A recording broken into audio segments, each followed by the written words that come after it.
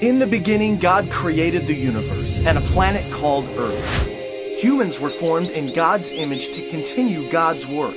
But soon, humans decided we want to live our way, not God's. Selfishness and violence filled the world, so God started over with just one family. And God made a covenant with a man named Abraham. The land around you is now yours. Your family will be my blessing to the entire world.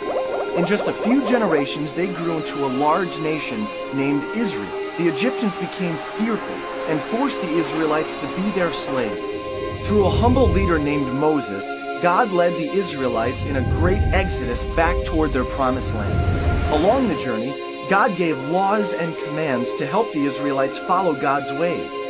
Finally, after 40 years of struggle and complaining in the desert, the Israelites arrived back home in the promised land. In victory, the people worshipped God, but soon after, they turned from God and lived their own rebellious ways. This became a pattern from generation to generation. Israel's greatest judge was Samuel. He followed God's ways and spoke for God as a prophet. He told Israel that God was the only king they ever needed. But they desired to be like the corrupt nations surrounding them and insisted, "We want a human king who we can see to rule over us just like the other nations." So Samuel found a man named Saul to be Israel's first king. His reign began well, but before long, Saul stopped following God's ways and made many bad decisions. So Samuel told Saul, "Because you have turned your back on God, God has rejected you as a king." Samuel's search for the next king led to a courageous young shepherd boy named David.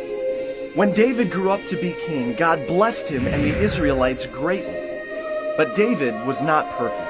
He had an affair with a married woman and committed a murder to cover it up. But deep inside, David always loved God and would return to living in God's ways. Known as the poet warrior, he wrote music to God called psalms, heartfelt expressions of prayer, struggle, and thankfulness.